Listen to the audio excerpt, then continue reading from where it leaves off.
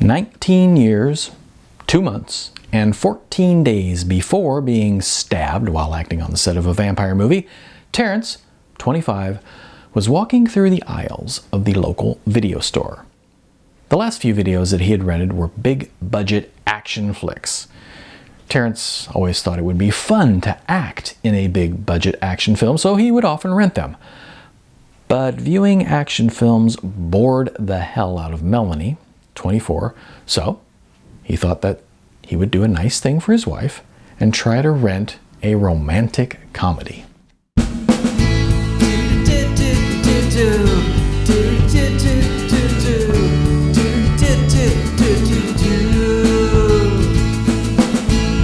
Hi, I'm Neil A. Yeager, and today I'm reading from my novel, Non-Hollywood.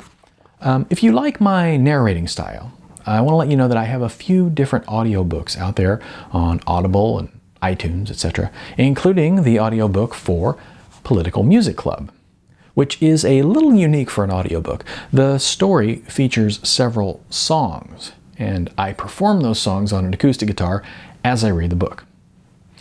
Okay, back to Non-Hollywood. This is chapter 37, Straight to Video.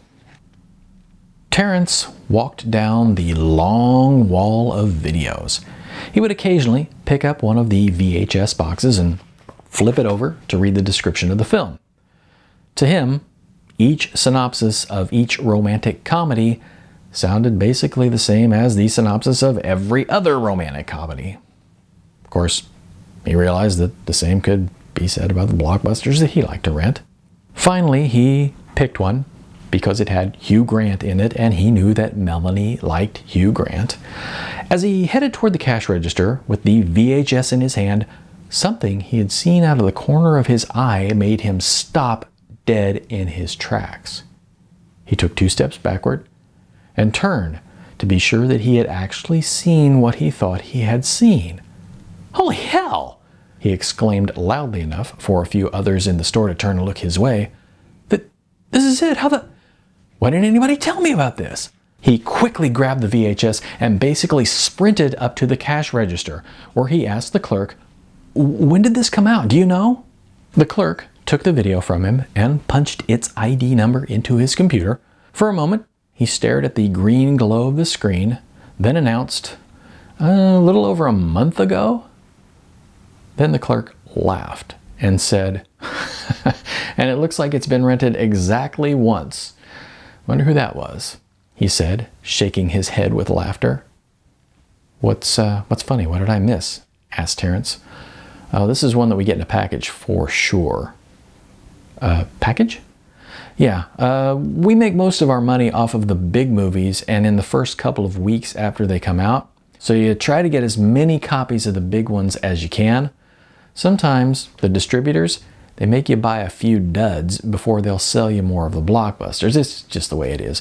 You're strong-armed into buying crap like this if you want the good stuff. "Oh, so you think this one's crap?"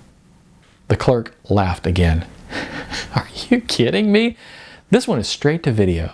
The only person who's in it who's anything like a star is this guy who played that one low-level gangster in Godfather Part 2, and I'll bet he's not in it much." No, he didn't have a very big part. They just wanted a recognizable face for the cover, and I'll bet you anything that this movie blows. And he's probably sorry that he was in it. And so is everybody else who's in it. I was in it," said Terrence. Excuse me? "They shot this in Indianapolis, and I was in it. This is my film debut, and I've been waiting forever for this thing to come out." "You were in this movie?" "Yeah." The clerk paused. An awkward pause. An extremely awkward pause. "Well, hey," said the clerk, "I was just, talking out of my ass. Ignore everything I just said.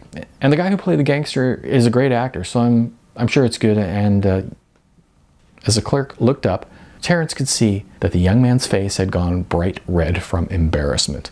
The clerk hit the button on his computer keyboard, handed the VHS tape back to Terrence, and said, "This one's on the house, guy. And congratulations." "Oh my God, I can't believe that we're finally going to see this," Melanie shrieked. She was even more excited than Terrence had been at the first sight of the movie cover. "We have to watch it right now." "I just hope I didn't get cut out," said Terrence.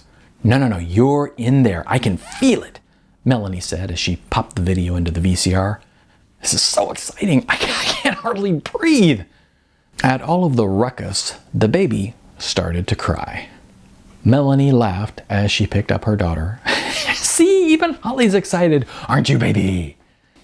In response, the baby just continued shrieking. Terrence said, "Now we know why we never saw it listed in the coming soon. Never came to a theater. Just kind of a bummer, I guess." "Oh, don't say that. Look at that cover. It's a real movie. It's there on a real tape in a real video store. This is awesome." I guess so," he said. Then the movie started and they both fell silent. It turned out that the video store clerk had been correct. The movie did pretty much blow, but the two of them at that moment could not care less. Each time that there was some shot of some location that they recognized in Indianapolis, they cheered, and they were sitting on pins and needles, waiting, hoping that they would see Terrence's face on this screen at some point. Finally, that point arrived. "There you are!" Melanie shrieked. "There you are! There you are!" And then he was gone. They watched for a few minutes longer before Melanie excitedly asked, "Was that it?" I guess so." "Rewind it. Let's see it again." And so they did, several more times in a row. As it had turned out, 3 of his 4 lines had been cut. But still, there he was. Terrence had a speaking part in a movie.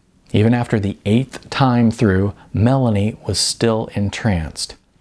"Holy shit, you look good," she said. "There's a movie star if ever I've seen one." Terrence simply smiled. "Not yet, Mel. Not yet."